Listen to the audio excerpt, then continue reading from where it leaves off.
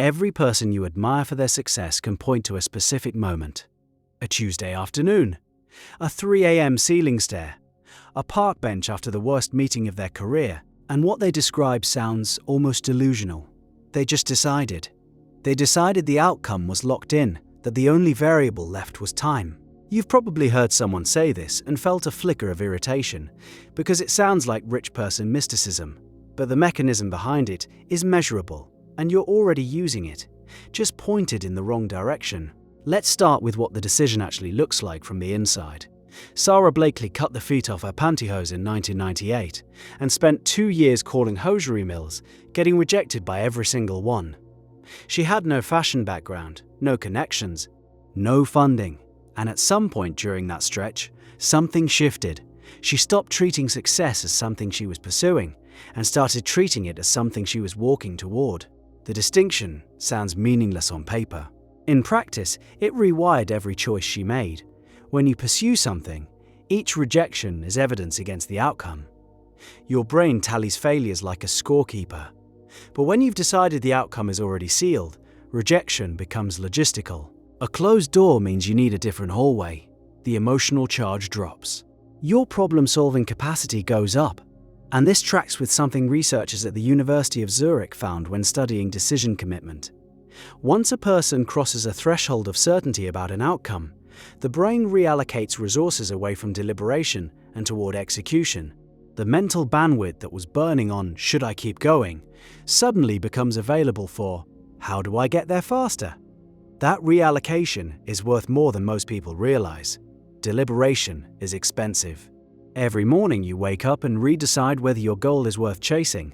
You're spending cognitive fuel before you've done a single productive thing. It's like starting a road trip and pulling over every 10 minutes to reconsider the destination.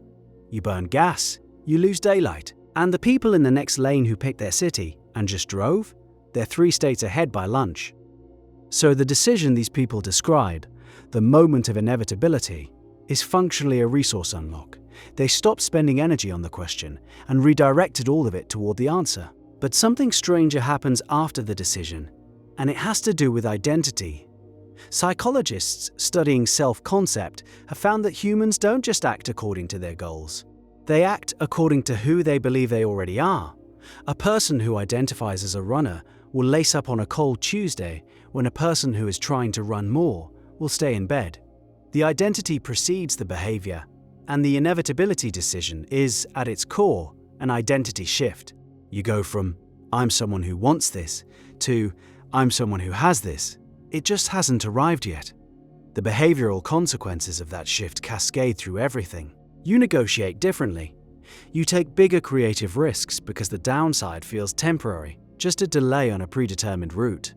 You stop hedging your bets, which means you stop splitting your energy between plan A and plans B through F, and other people can feel it. There's a quality of conviction that changes how rooms respond to you. Investors describe this when they talk about founders. The ones who get funded often aren't the ones with the best deck. They're the ones who talk about the company as if it already exists at scale, as if they're just narrating what's coming. Now, a skeptical listener would rightly point out that this sounds like survivorship bias wearing a motivational costume. Plenty of delusional people decide their success is inevitable and then fail spectacularly. That's a fair objection. And the difference comes down to something specific. The people who make this work pair the certainty of the destination with total flexibility on the route. They're rigid about the what and fluid about the how.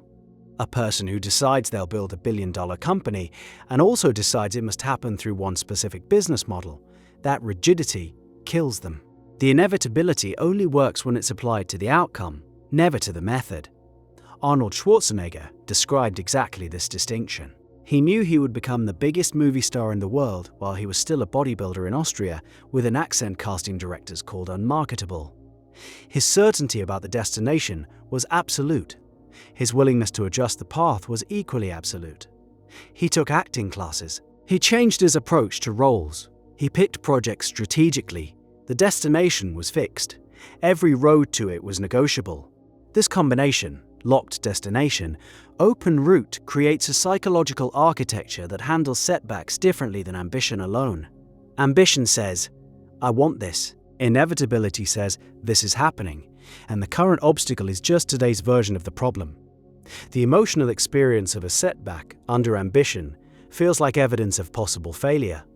The emotional experience of that same setback under inevitability feels like traffic on the way to the airport. Annoying, temporary, irrelevant to whether you board the plane. And there's a compounding effect that makes the whole thing accelerate over time. Each action you take from a state of inevitability tends to be bolder than what you do from a state of hoping. Bolder actions produce bigger data points, bigger wins, bigger failures, bigger lessons. Those larger data points feed back into your certainty, which produces even bolder actions. The loop tightens. A person operating from inevitability for 2 years has taken a fundamentally different set of actions than a person operating from hope for the same 2 years. The gap between their results isn't linear, it's exponential. This explains something that puzzles outside observers about successful people's origin stories. The confidence seems to precede any rational basis for confidence. They were certain before they had evidence, and from the outside, that looks like arrogance or delusion. From the inside, it was a strategic choice, probably the most consequential strategic choice they ever made, because it determined the quality of every subsequent choice. Think about the last time you were completely certain about something. A flight you had to catch, a deadline with real consequences. Remember how your brain operated. You didn't wonder if you'd make it to the airport. You calculated the route, set 3 alarms, and packed the night before. Every action was oriented toward execution. The emotional noise disappeared. That same machinery is available for any outcome you choose to treat with that level of certainty. The only difference between catching a flight and building a company is that one has an externally imposed deadline and the other requires you to impose it yourself. And that's where most people stall. The decision of inevitability is free. It costs nothing to make, but it costs everything to maintain, because the world will test it constantly. The first 3 months after the decision feel electric. The next 6 feel like grinding against a wall that doesn't move. At around month 9, your brain starts whispering that you were naive, that the certainty was a fantasy, that the smart move is to scale back expectations and be realistic. The people who break through describe this period as the actual filter. The decision wasn't the hard part. Maintaining the decision against 18 months of contradictory evidence, that was the hard part. And what carried them through wasn't motivation or discipline. It was the fact that they'd burned the conceptual bridge behind them. When retreat isn't an option you entertain, forward movement becomes the default. You stop evaluating whether to keep going, you just keep going, the same way you keep breathing. The question has been removed from the menu. Phil Knight described running Nike's early years as a series of near-death experiences for the company. Bankruptcy loomed constantly. Suppliers threatened to cut him off. Banks froze credit lines.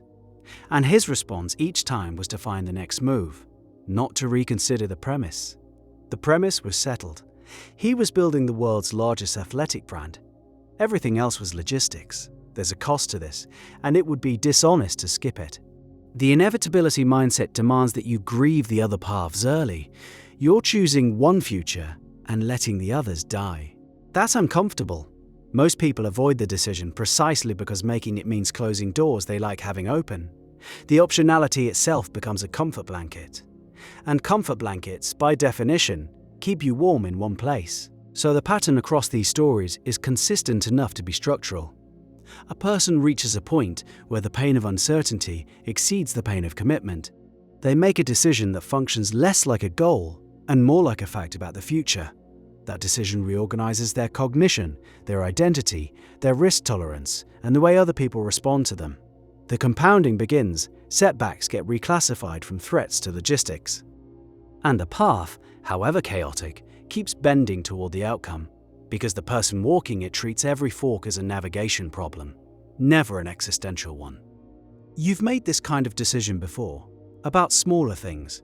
The question is whether you've ever aimed it at something that scares you, because the mechanism is the same at every scale. The flight you were determined to catch and the life you're half considering, they run on identical hardware. One just has a boarding pass. The other is still waiting for you to book the ticket.